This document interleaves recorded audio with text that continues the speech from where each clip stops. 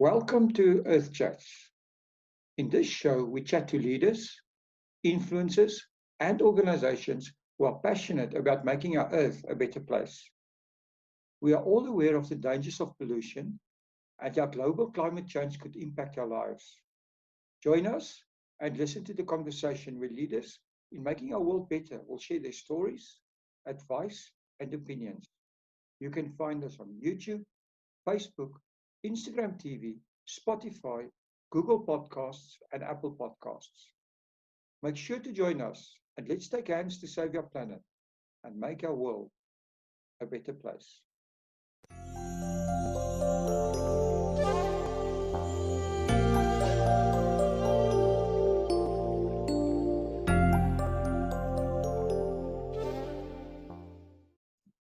Welcome everyone to Earth Chats. Today we are talking to Michelle Henley from Elephants Alive. Welcome to Earth Chats, Michelle. It's such a pleasure having you here.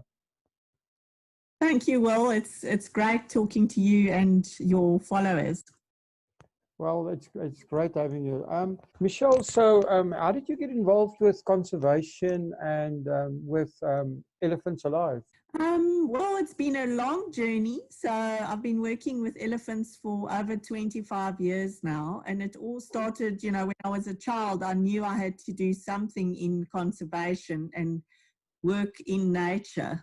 So I took a long route by going to university for 12 years to become a qualified ecologist. And then I was fortunate enough to start working with elephants, and I haven't looked back since. So I would say it started with knowing as a child that I need to work in conservation.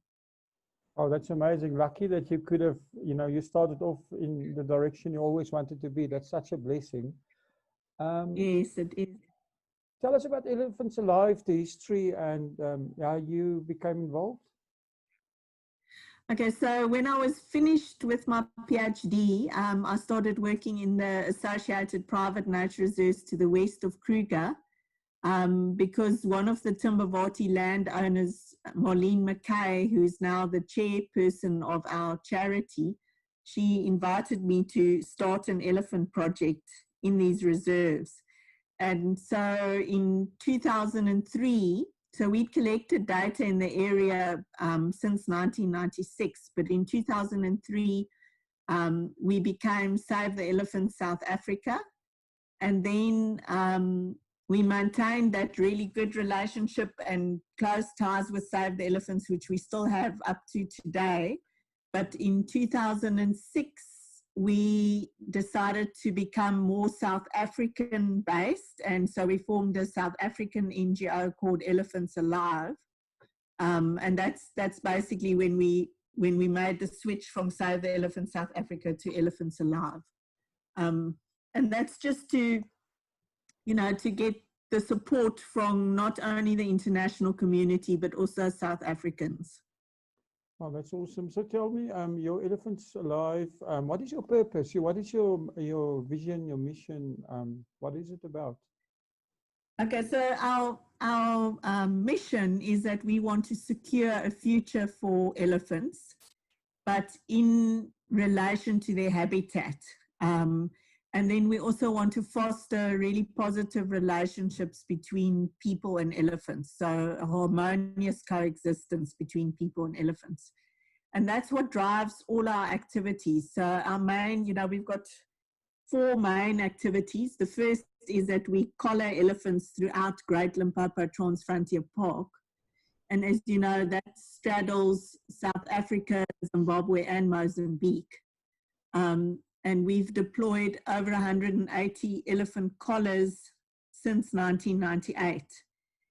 And then we've also got an ID study, and that started in 1996, where we identify individual elephants so that we can understand how their social dynamics work and also get to understand population demographics.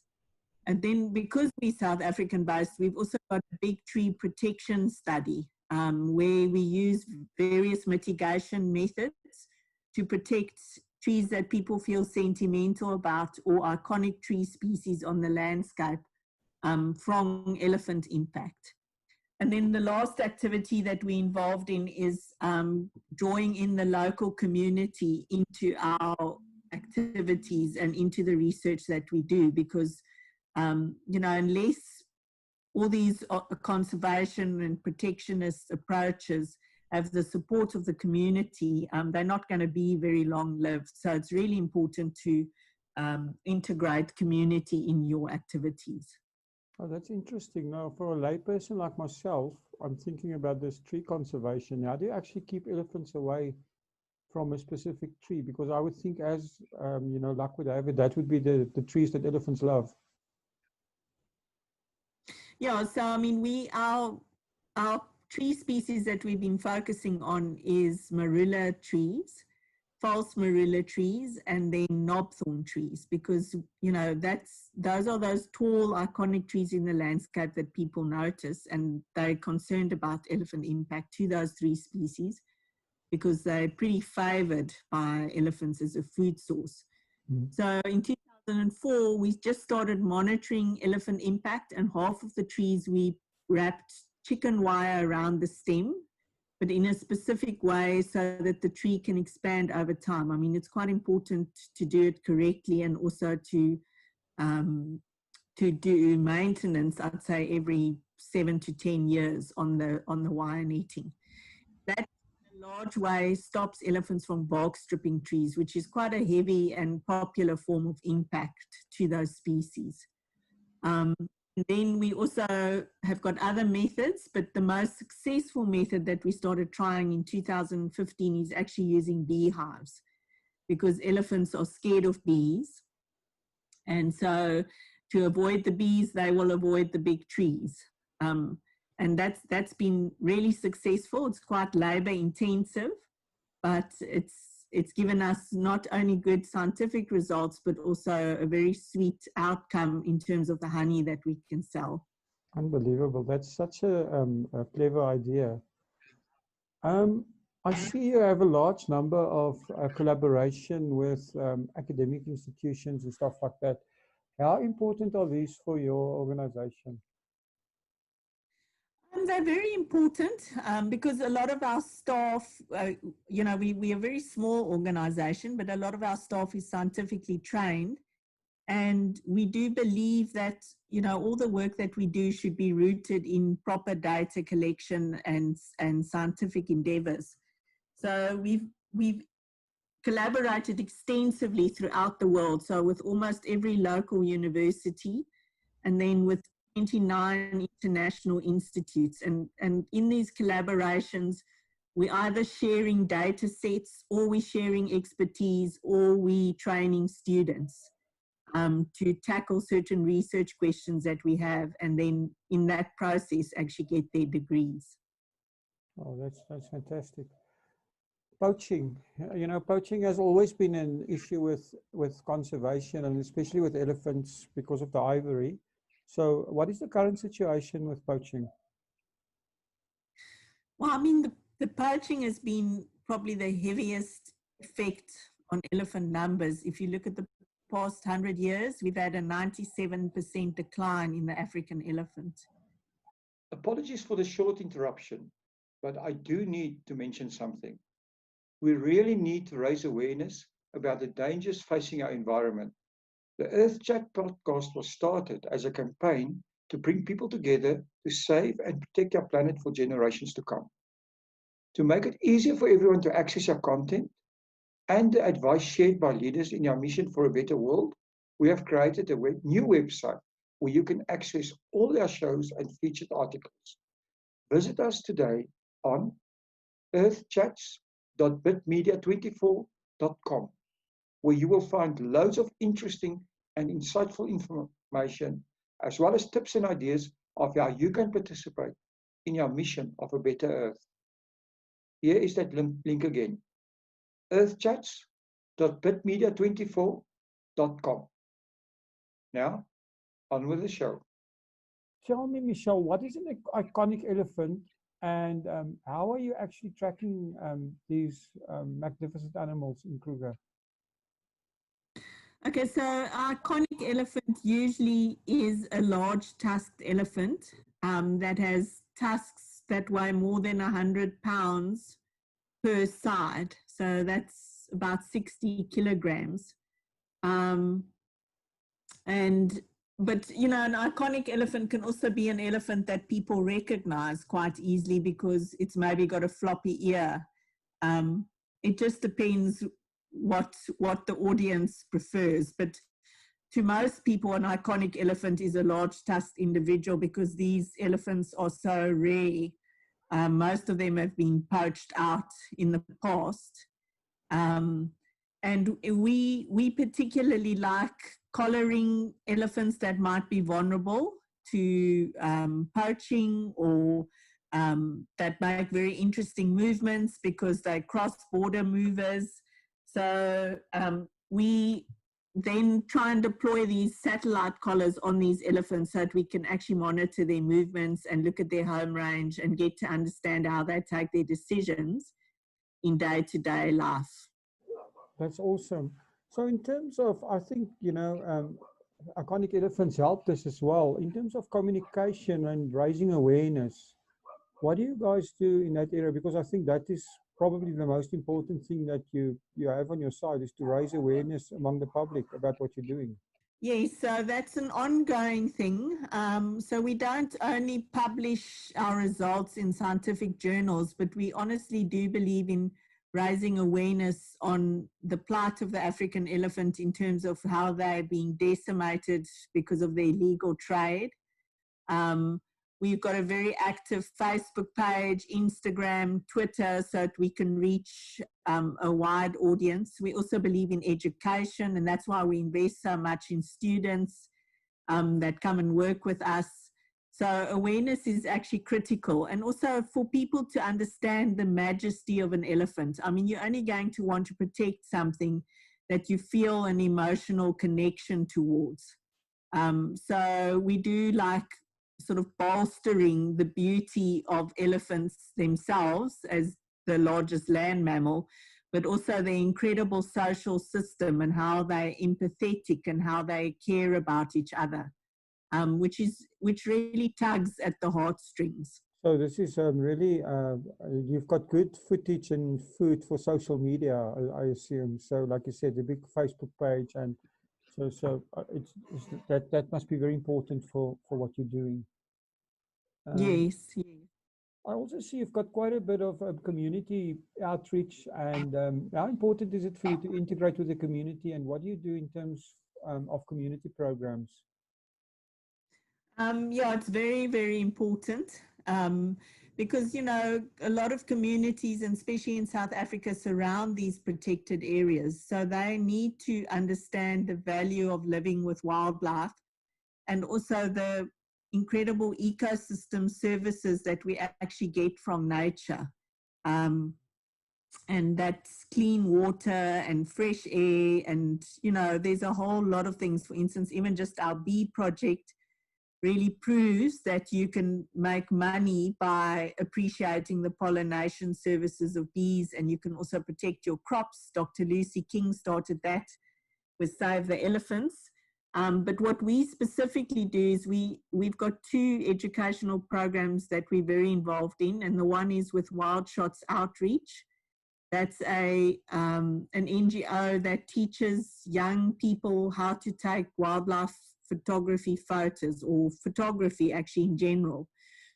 So we like to combine the idea of people being educated about nature, and at the same time they sharpen their skills in terms of photography. And that's been quite a win-win because it's not just a passive game drive experience, it's actually learning something about the environment, but at the same time improving your own skills, your own communication skills through photography.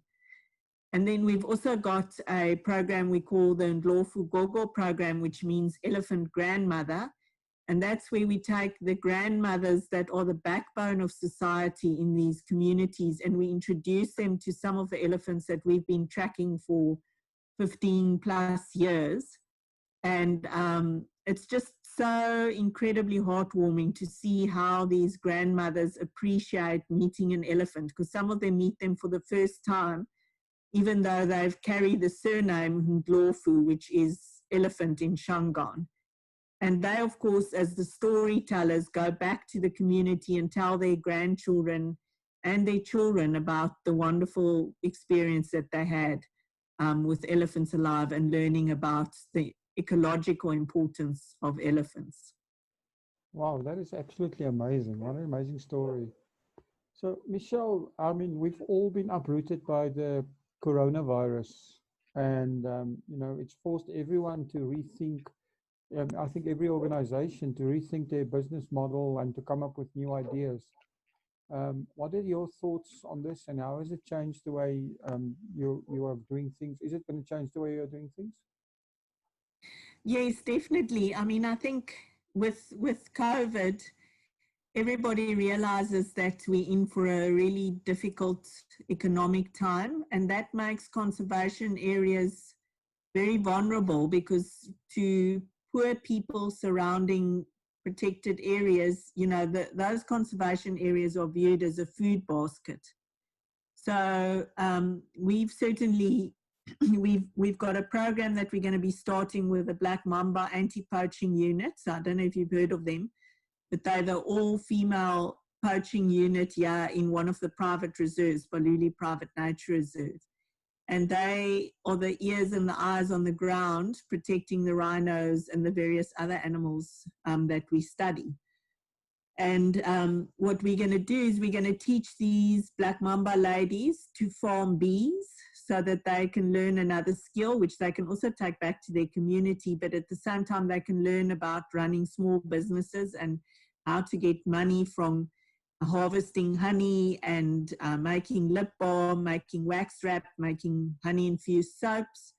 And we're also going to teach them to farm with like horticulture, so that they can grow their own food, because food security is probably going to become one of the most burning issues. And that's why we want to address that as soon as possible.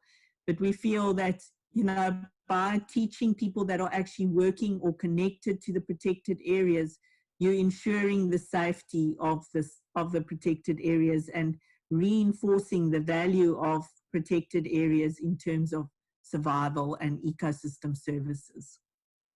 Wow, so it's all about collaboration with everyone.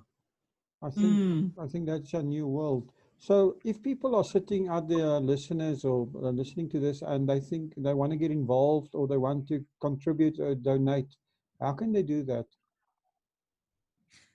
Yes, we'd really, really appreciate that. So, I mean, if you're an overseas person, it's very easy to donate on PayPal, whatever amount. I mean, we love getting the messages that go with that. And just as an example, I spoke about our tracking elephant study.